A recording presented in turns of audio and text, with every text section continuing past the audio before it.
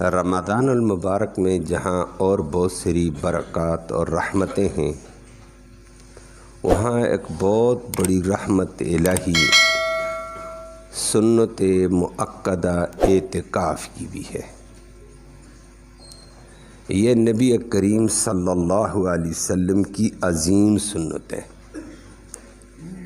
حدیث میں آتا ہے، اماں عائشہ صدیقہ رضی اللہ تعالی عنہا نقل فرماتی ہیں، کان رسول اللہ صلی اللہ علیہ وسلم یعتکف فی آخر عشر من رمضان حتی توفیہ، کہ نبی کریم صلی اللہ علیہ وسلم ہر رمضان میں آخری عشرے میں اعتکاف فرمایا کرتے تھے۔ ہر عشرے میں،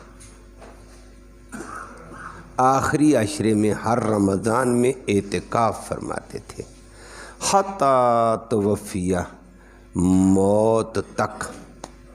جب اللہ نے موت دے دی، فوت ہو گئے، دنیا سے چلے گئے تو چلے گئے، وہ تو ساری دنیا چلی گئی ہے، لیکن زندگی میں نبی کریم صلی اللہ علیہ وسلم نے رمضان کا آخری اعتکاف نہیں چھوڑا۔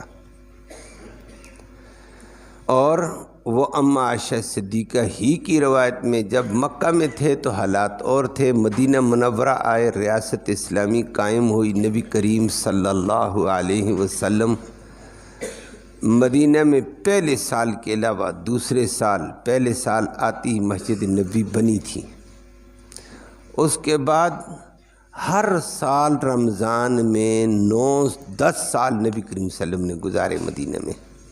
ہر سال رمضان کے آخری عشرے میں نبی کریم صلی اللہ علیہ وسلم اعتکاف فرماتے۔ اس وجہ سے یہ نبی کی سنت ہی نہیں، سنت مؤکدہ ہے۔ جب نبی ایک کام کو لگاتار کریں تو وہ بڑا پکا پختہ عمل ہو جاتا ہے، اور پکا اور پختہ عمل نبی کی سنت ایک زندہ ہو جائے نا، اللہ، اتنی اللہ کی رحمتیں اور برکتیں ہوتی ہیں اس علاقے کے اوپر جس کی کوئی حد نہیں ہے۔ اللہ کے عذاب ٹل جاتے ہیں، اللہ کے قہر و غضب ٹل جاتے ہیں۔ تو رمضان میں جہاں اور نیکیوں کے ذریعے سے اللہ کی رحمت لینے کا ذریعہ ہے، اللہ کی بخششیں لینے کا ذریعہ ہے، اللہ کے عذابوں اور قہر کو ٹالنے کی جہاں اور ذرائع ہیں، ان میں سے ایک بہترین ذریعہ اعتکاف بھی ہے، کہ نبی کی سنت کو زندہ کیا جائے تو سنت کی برکتیں اور رحمتیں ہوتی ہیں، ایک بندے پر نہیں ہوتی ہیں، کل علاقے پر ہو جاتی ہیں۔ اللہ ہمیں نبی کی سنتوں کو زندہ کرنا نصیب فرمائے۔ آج امت سنتوں کے معمول سے تو ہٹی ہوئی ہے، بدعات کے معمول میں زیادہ ہیں، رواجوں میں، رسموں میں زیادہ الجھی ہیں، اور نبی کی سنت کی برکات بے انتہا ہوتی ہیں۔ وہ ایک لمبی تفصیل ہے کہ نبی کی سنت سے کتنی بڑی برکت، یہ سنت مؤکدہ ہے کہ اس سنت کی کتنی بڑی برکات۔ ہر سنت کی، میں نے کہا، نبی کا سنت زندہ ہو جائے برکت اور رحمت آتی ہے، قہر و غضب ٹل جاتے ہیں۔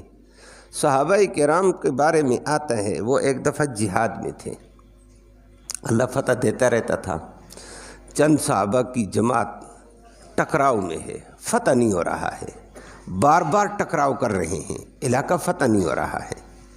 امیر لشکر نے ظہر کی نماز سے پہلے دوپہر کو وقفہ ہوا لڑائی کا، امیر نے بٹھا کر سب کو کہا، سوچو بھائی، یہ کوئی کمی ہمارے اعمال میں آ گئی ہے جس کی وجہ سے فتح کے دروازے بند، رحمت کے دروازے بند، اللہ رب العالمین کی برکت کے دروازے بند ہو گئے، کوئی کمی آ گئی ہے، پتہ کرو اس کا۔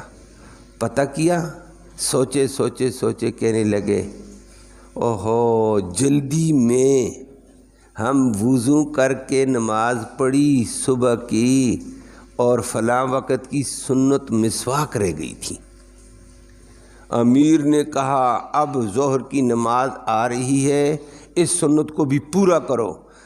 مدد اللہ کی نبی کی سنت پہ آتی ہے، مدد رحمت اللہ کی نبی کی سنت پہ آتی ہے، فتح کے دروازے کھلتے ہیں نبی کی سنت کے اوپر۔ ہمارا اپنا کیا ہے؟ ہمارا تو کچھ نہیں ہے، ہم نبی کی سنتوں کو اداؤں کو اپنائیں گے، اللہ کی رحمت آئے گی۔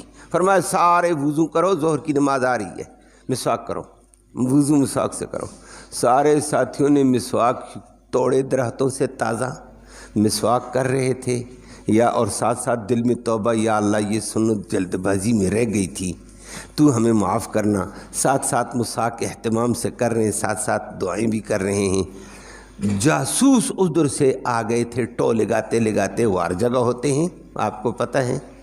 جاسوسوں نے دیکھا، انہوں نے کہا جنگ تو رکی تھی، ہم سمجھتے یہ تھک گئے، یہ تو اللہ نے ہیبت کتنی ڈالی ہے ان کے دلوں میں۔ جاسوسوں نے واپس جا کر قوم کو کہا مسلمان بڑے سخت ہیں، مسلمان تو ہمارے کھانے کے لیے دانت تیز کر رہے تھے، وہ تو ہمیں پیس ڈالیں گے، وہ اپنے دانتوں کو تیز کرتے ہیں، وہ یہ کرتے ہیں، وہ یہ کرتے ہیں۔ جا کر رپورٹ سنائی قوم کو، قوم گھبرا گئی، یہ کافر۔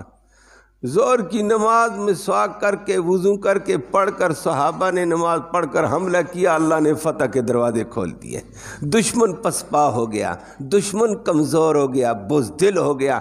یہ بزدلی ان کے دلوں میں رعب ڈالنے والا کون؟ اللہ۔ کس وجہ سے ڈالا؟ نبی کی سنت کی وجہ سے۔ اگر ایک نبی کی سنت ہم زندہ کریں گے، مسواک کی اتنی بڑی برکت، میں نے عرض کیا یہ مثال میں ذکر کی بات، کہ نبی کی سنت زندہ کرنے میں اللہ نے رحمت رکھی ہے، برکت رکھی ہے۔ اور اگر ہم اس سنت کو، سنت اعتکاف کو زندہ کریں گے، اس وقت پوری دنیا کے اعتبار سے یہ برکت والا سنت آئی ہوئی ہے۔ اگر مساجد کے اندر یہ سنت زندہ کی جائے گی، علاقے پر رحمت آئے گی، علاقے پر برکت آئے گی، سعادتیں آئیں گی، اللہ کا قہر اور غضب دور ہو جائے گا۔ نہیں تو اللہ کی ہم نے نافرمانیاں کر کر کر کے اللہ کے ناراضگی کو مول لیا ہوا ہے، اللہ ہمیں معاف فرمائے۔ اس لیے احباب کوشش کرے اپنے کاموں کو آگے پیچھے کر کے، 10 دن ہیں آخری عشرہ، 10 دن بن جائیں یا 9 دن بن جائیں، آخری عشرہ ہے، تو اس میں اللہ کے گھر آ کر اللہ کا مہمان بن کر اپنے لیے بھی اور قوم کے لیے رحمت اور برکتوں کے دروازے کھلوائیں، اور اللہ کے قہر و غضب سے بچنے کی ایک صورت ہو جائے گی۔ اللہ ہم سب کو اپنے قہر و غضب سے بچنا نصیب فرمائے۔